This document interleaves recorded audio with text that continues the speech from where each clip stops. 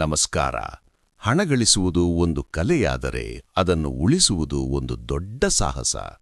ಅನೇಕರು ತಿಂಗಳಿಗೆ ಲಕ್ಷಾಂತರ ರೂಪಾಯಿ ಗಳಿಸಿದರೂ ತಿಂಗಳ ಕೊನೆಯಲ್ಲಿ ಸಾಲ ಮಾಡುತ್ತಾರೆ. ಯಾಕೆ?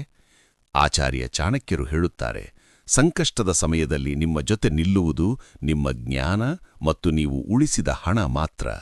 ಹಣವನ್ನು ಕೇವಲ ಖರ್ಚು ಮಾಡುವುದಲ್ಲ, ಅದನ್ನು ರಕ್ಷಿಸುವುದು ಹೇಗೆ?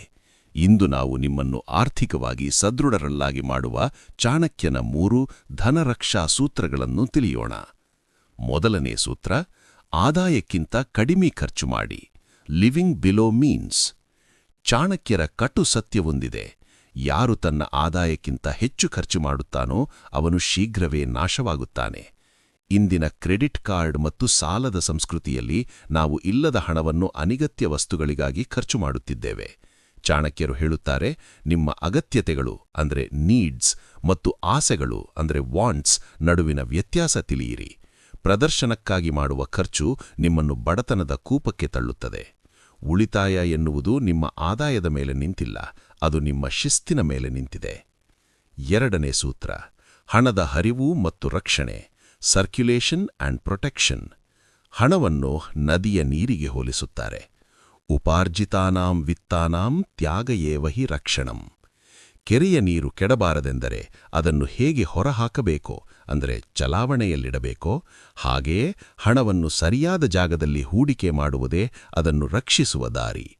ಹಣವನ್ನು ಕೇವಲ ಪೆಟ್ಟಿಗೆಯಲ್ಲಿ ಕೂಡಿಟ್ಟರೆ ಅದರ ಮೌಲ್ಯ ಕಡಿಮೆಯಾಗುತ್ತದೆ.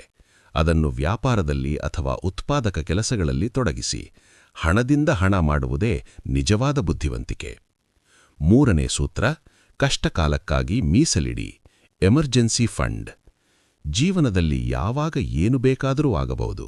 ಕಾಯಿಲೆ ಇರಲಿ ಅಥವಾ ವ್ಯವಹಾರದಲ್ಲಿ ನಷ್ಟವಿರಲಿ, ಸಂಕಷ್ಟ ಬಂದಾಗ ನಿಮ್ಮ ಸ್ವಂತ ಬಂಧುಗಳೂ ಕೈಬಿಡಬಹುದು. ಅಂಥ ಸಮಯದಲ್ಲಿ ನಿಮ್ಮನ್ನು ಕಾಪಾಡುವುದು ನೀವು ಉಳಿಸಿದ ಹಣ ಮಾತ್ರ. ಚಾಣಕ್ಯರು ಹೇಳುತ್ತಾರೆ, ಸಂಪತ್ತನ್ನು ಸದಾ ರಕ್ಷಿಸಿ ಇಟ್ಟುಕೊಳ್ಳಿ, ಏಕೆಂದರೆ ವಿಪತ್ತುಗಳು ಹೇಳಿ ಕೇಳಿ ಬರುವುದಿಲ್ಲ. ನಿಮ್ಮ ಒಟ್ಟು ಆದಾಯದಲ್ಲಿ ಕನಿಷ್ಠ 20% ತುರ್ತು ಪರಿಸ್ಥಿತಿಗಾಗಿ ಸದಾ ಮೀಸಲಿಡಿ. ಇದು ಕೇವಲ ಉಳಿತಾಯವಲ್ಲ, ಇದು ನಿಮ್ಮ ಆತ್ಮವಿಶ್ವಾಸ. ಹಣವು ಜೀವನಕ್ಕೆ ಬೇಕಾದ ಎಲ್ಲವನ್ನೂ ನೀಡಲಾರದು, ಆದರೆ ಬಹಳಷ್ಟು ಸಮಸ್ಯೆಗಳನ್ನು ಪರಿಹರಿಸಬಲ್ಲದು. ಚಾಣಕ್ಯನ ಈ ಆರ್ಥಿಕ ಶಿಸ್ತನ್ನು ಇಂದೇ ಅಳವಡಿಸಿಕೊಳ್ಳಿ.